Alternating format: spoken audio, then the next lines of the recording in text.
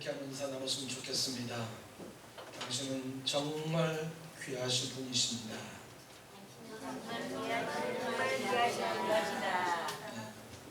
좀 웃으면서 하이소 한번 더 할까요? 하나님께서 당신을 너무너무 사랑하십니다. 아멘. 사랑하면 우리에게 고난이 없어야 되는 거 아닌가요?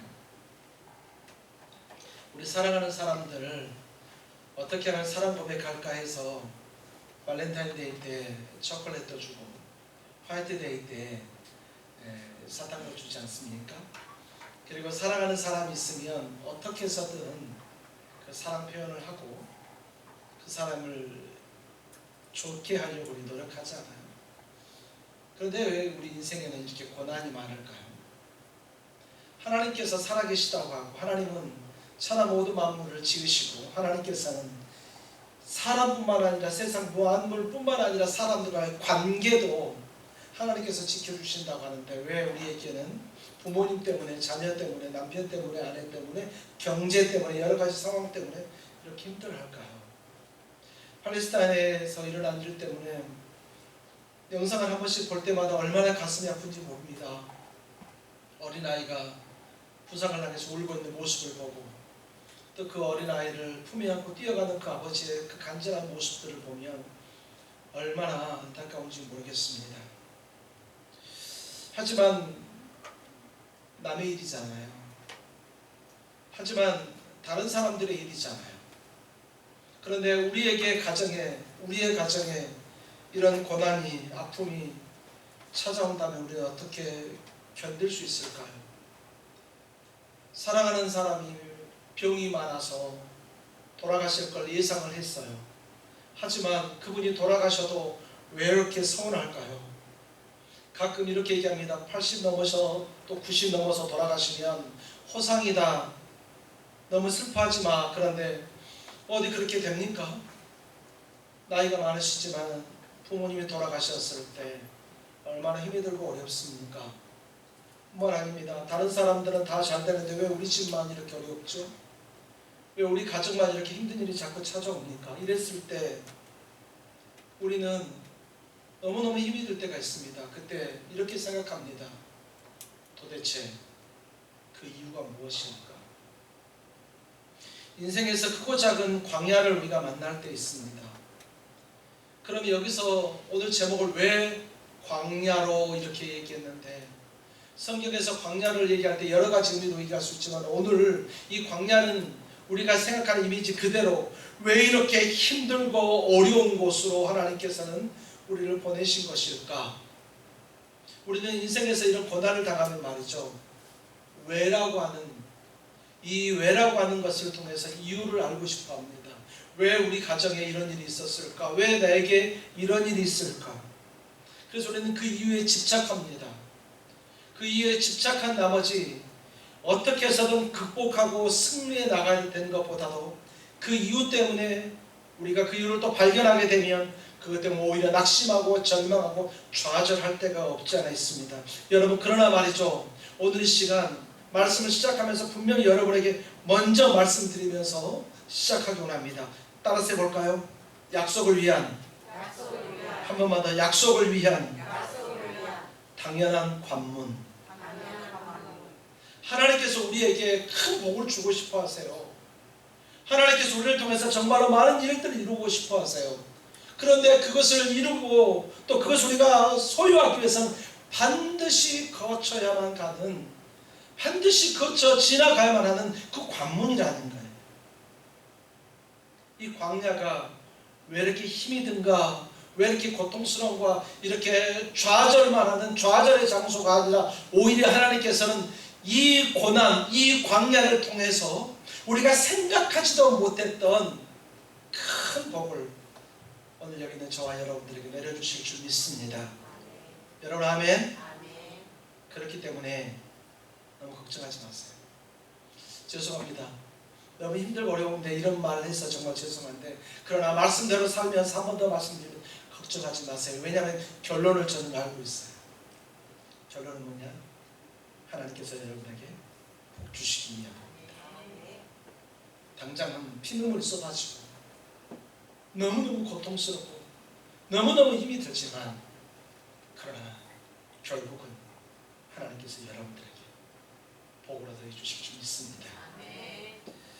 오늘 우리가 읽은 신명기 이 말씀은 40년 동안 이스라엘 백성들이 광야 생활을 했거든요.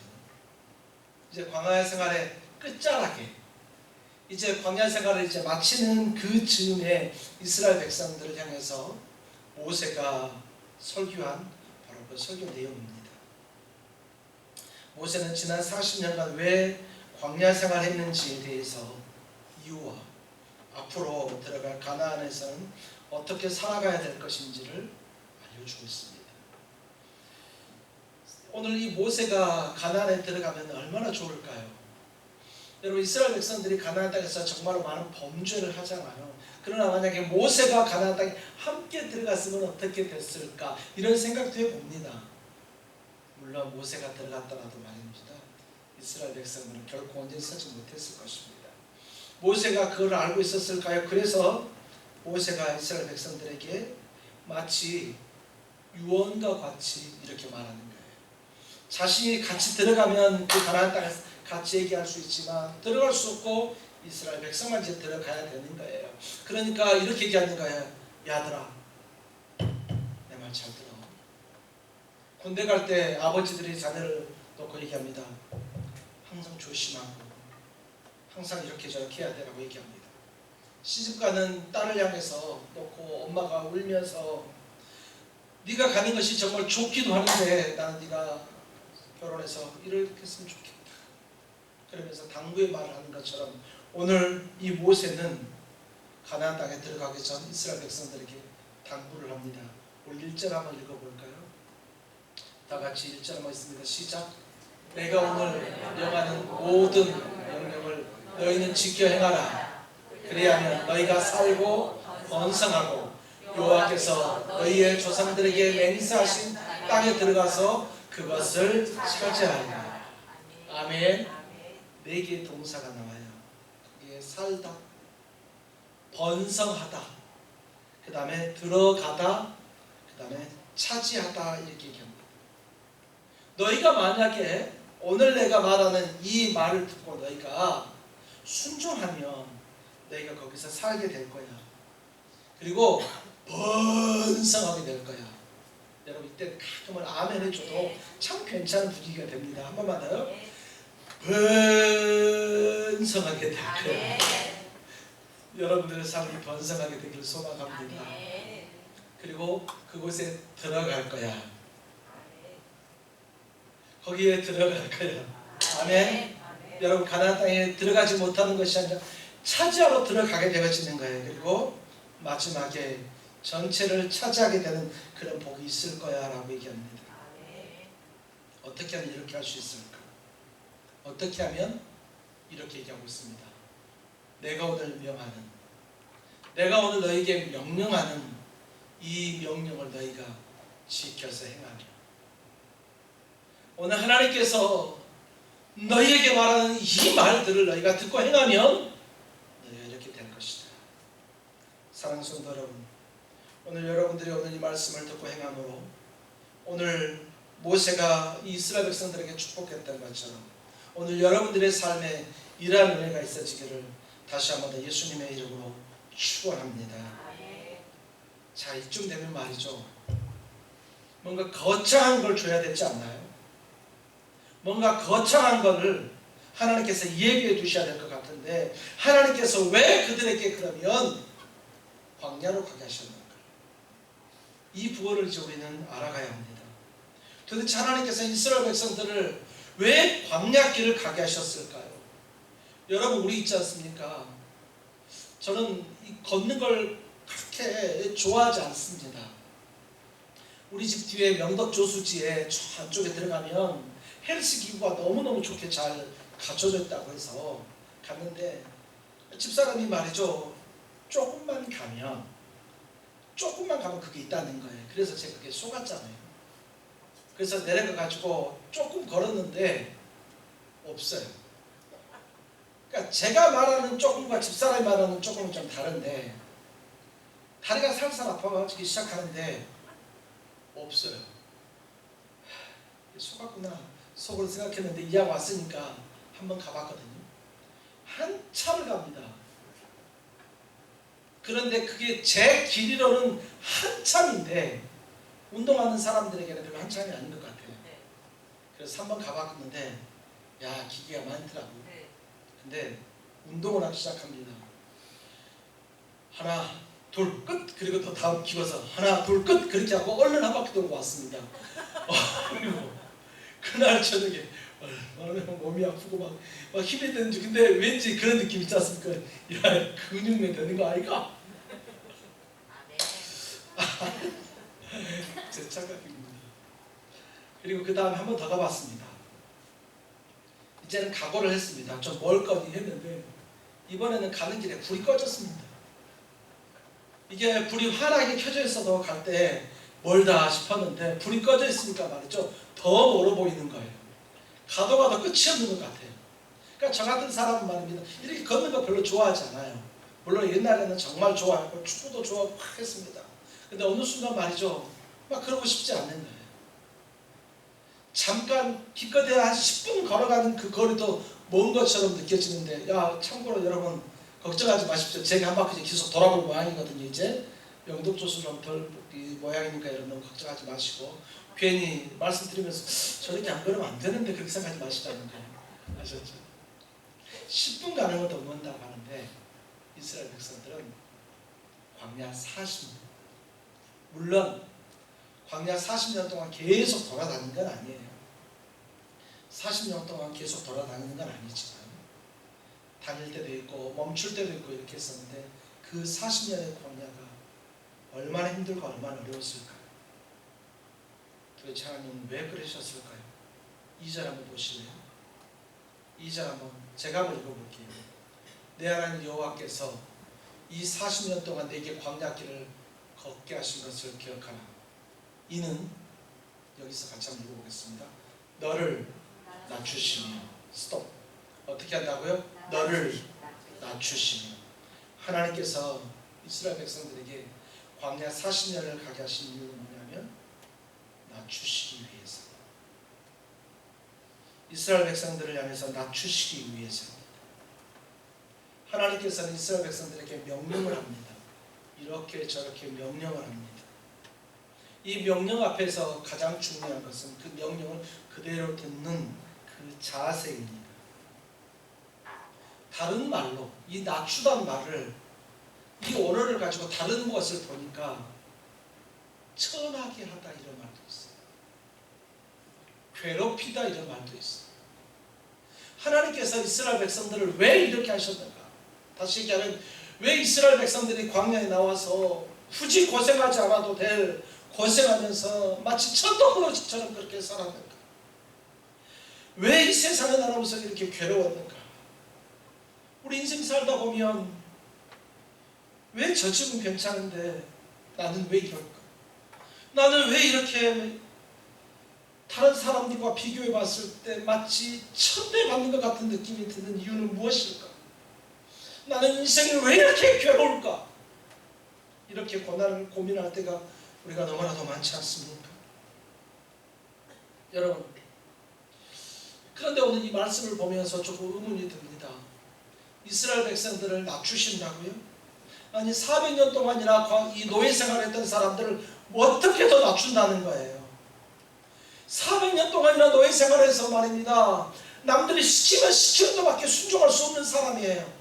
안 하면 회초리가 오고 안 하면 채찍이 오기 때문에 하지 않으면 안 될 정도로 이미 이스라엘 백성들은 낮아진 사람들이에요. 종살이를 한 사람들이에요. 그런데도 불구하고 하나님께서는 이스라엘 백성들이 더 낮아지기를 원하는 거예요. 그럼 그 이유가 무엇일까요? 그 이유는 바로 우리 속에 있는 죄성 때문이에요. 어느 순간 부모님에게도 순종하고 어떤 말씀에도 순종했다가, 하나님의 말씀 앞에 순종했다가 어느 순간 갑자기 내 속에서 솟아올라오거든 그 죄성들, 아무리 애국 사람들의 채찍을 때리고 아무리 고난의 길이 온다 할지라도 여전히 다스려지지 않는 우리 마음속에 있는 이 죄성들, 음란한 것들, 거짓말한 것들, 여러 가지 이 많은 죄성들을 도대체 어떻게 해야 다스릴 것인가? 우리도 모르는 우리의 죄성을 하나님께서는 아십니다. 우리도 몰라서 우리도 때로는 간과하고 있는 그 죄성을 하나님께서는 다 아신다는 거예요. 그래서 하나님의 관심은 지금 어디에 있느냐면 바로 우리의 죄 문제에 관심이 있는 거예요. 우리에게 죄가 있으면 하나님께서는 저 가난의 부서감을 주실 수가 없어요. 하나님께서는 우리 속에 있는 이 죄 때문에 더 이상 뭔가를 주실 수가 없어요. 우리가 아름다운 병이 있다 할지라도 그 병에 더럽고 지저분한 것이 있으면 거기다 아무리 맛있는 또는 아무리 깨끗한 물을 담는다 해도 그것은 버려질 수밖에 없어요. 그렇기 때문에 그 속을 반드시 비워내야 되는 거예요. 하나님께서 왜 광야길을 걷게 하셨느냐? 아름다운 병 안에 있는 그 찌꺼기 더러운 것들을 끄집어내기 시작하는 거예요. 죄가 있으면 하나님과 가까워질 수가 없어요. 죄가 있으면 하나님께서 찾는 사람으로 설 수가 없게 되어지는 거예요. 하나님은 그 백성을 너무너무 사랑해요. 너무너무 사랑해서 그 애굽에서 계속해서 있을 수 없게 놔둘 수가 없었던 거예요. 그래서 출애굽을 시키셨어요. 근데 만약에 그냥 그대로 광야로 보냈다, 그냥 그대로 만약에 가나안에 들어갔다, 어떻게 됐을까요? 그들에게 나오는 그 죄성이 가나안 땅에서 폭발해버렸을 것 같습니다. 우리가 알고 있지만 이스라엘 백성들은 이렇게 광야 생활을 했음에도 불구하고 그들은 광야에서 또 범죄합니다. 그런데 그건 그때지만 지금 이 순간 하나님께서는 광야를 통해서 우리를 다듬길 원하십니다. 여러분, 여러분의 고난이 있습니까? 그래 먼저 이렇게 생각했으면 좋겠어요. 혹시 내가 하나님 앞에서 아직도 다듬어지지 않는 부분이 있는 건 아닐까? 하나님 나 미워해서 그러는 거야, 그렇게 생각하지 말라는 거예요. 가끔 우리 자녀들이 잘못하면 요즘에는 되게 겁이 나는데 회초리를 한 대씩 때렸어. 종아리 걷어. 그래, 종아리 걷어요. 네가 왜 맞는지 알아 몰라? 그러면 얘들이 알아요. 뭔데? 몰라요. 이렇게 그러면 회초리를 때리기 전에 네가 왜 이렇게 했어? 왜 거짓말하고 왜 그렇게 했어? 이렇게 말을 듣는 거예요. 그리고 종아리를 맞아요. 종아리를 때릴 때 얘가 너무너무 아파서 너무너무 고통스러울 수 있어요. 근데 다른 사람들이 그거 보면서 아무래도 저거 자식 잡았다 이렇게 하는 사람도 없지 않았습니다. 그러나 어머니의 마음은 어떨까요? 아버지의 마음은 어떨까요? 얘를 어떻게 해서든 반듯하게 자라게 하려고 했던 것이죠. 저희 모친도 마찬가지고 여러분의 모친들도 마찬가지였을 것입니다. 어떻게 해서는 우리가 반듯하게 서게 하기 위해서. 혹시 여러분들에게 더 낮아져야 될 어떤 죄성이 없나요? 교만함이 없습니까? 나 아니면 안 된다는 혹시 그런 생각들 없습니까? 여러분 그거 내려놓으셔야 돼요. 완전히 꺾어져야 합니다. 두 번째로 하나님께서는 왜 우리로 광야를 걷게 하셨을까요? 그럼 3절과 4절 우리 함께 읽어보겠습니다. 함께 했습니다. 시작. 너를 낮추시며 너를 줄이게 하시며 또 너도 알지 못하는 내 조상들로 알지 못하던 만나를 내게 먹이신 것은 사람이 떡으로만 사는 것이 아니요 여호와의 입에서 나오는 모든 말씀으로 사는 줄을 내가 알게 하려 하시니라. 이 40년 동안에 내 의복이 헤어지지 아니하였고 내 발이 부르트지 아니하였느니라. 아멘. 광야길을 걸으면서 깨달은 것이 한 가지 있었습니다. 그것은 사람이 떡으로만 사는 것이 아니었다는 것입니다. 사람은 많은 돈이 있어야 살 것 같습니다. 사람은 반드시 성공해야만 할 것 같습니다. 그런데 어떻게 그게 틀렸다고 말할 수 있겠습니까? 돈이 있어야 쌀을 살 거 아니에요. 성공해야 어떻게 해서 가정도 이루고 이렇게 할 거 아닙니까? 어떻게 그게 잘못이라고 말할 수 있겠습니까? 근데 성경에서는 분명히 말합니다. 사람이 떡으로만 사는 거다. 그러니까 사람이 돈이 필요해. 하지만 그 돈만으로는 사는 것이 아니야. 성공이 필요해. 하지만 그 성공만으로는 필요한 것이 아니야. 이 세상에서 말하는 여러 가지 기준이 있는데 그것으로만 사는 것이 아니야. 어떻게 살아야 되느냐? 하나님의 말씀을 가지고 살아가야 되는 거야. 네가 아무리 돈이 많고 네가 아무리 성공했다 할지라도 그것만으로는 살 수 없어. 하나님의 말씀으로 살아가야 돼. 사단이 예수님을 공격합니다. 떡으로 공격합니다. 명예로 공격합니다. 세상의 것을 가지고 공격합니다. 내가 다 줄 테니까 저래봐. 내가 다 줄게 얘기합니다. 여러분, 사단이는 창조자가 아니에요. 사단이는 창조자가 아니라 사단은 거짓말장이에요. 그는 할 수 있는 게 없어요. 그럼에도 불구하고 그는 우리에게 그렇게 약속합니다. 네가 빵, 네가 성공, 네가 명예 가지고서 너 살 수 있어. 이 세상에서 떳떳하게 당당하게 살 수 있어. 이렇게 말합니다. 여러분, 속지 마십시오. 우리에게는 그것뿐만 아니라 하나님의 말씀이 있어야 된다는 것입니다. 하나님의 말씀이 있어야 우리가 살 수 있다는 것입니다. 광야에서 물과 양식이 너무 귀하죠. 당연히 너무너무 귀합니다. 그래서 사람들이 자칫 잘못하면 거기에만 집중하게 됩니다. 모든 생각이 내일은 뭘 먹을까? 내일은 어디서 물을 마실 수 있을까? 지금 이렇게 광야길을 가는데 내가 지금 등에 맨 곡식들 점점 더 떨어져 가는데 내가 그려왔다는 물 점점 더 떨어왔는데 이렇게 생각하면 말이죠. 광야 생활 내 생각이 나는 게 어디냐면 물과 음식밖에 없어요. 그 집중을 거기에만 하지 말라는 거예요. 우리가 돈만 보고 달려가면 말입니다. 성공만 보고 달려가면 그거밖에 보이지 않아요. 세상 그 무엇도 보이지 않아요. 이스라엘 백성들은 만약에 물과 음식만 바라보면 우선순위를 거기에 정합니다. 여러분, 우선순위를 그렇게 해서는 안 된다는 거예요. 이 세상에서는 물과 음식보다 더 중요한 것이 있다는 것이에요. 한번 생각해 보라는 것이에요. 지금까지 너희가 애굽에 살면서 애굽에서 풍성한 나일강의 물과 풍성한 곡식들을 통해서 너희가 먹었을지 모르는데 그것이 너희들의 중심이 아니라 너희가 생각해야 할 것이 하나가 더 있는데 그것이 뭐냐? 바로 하나님의 말씀이라는 것이.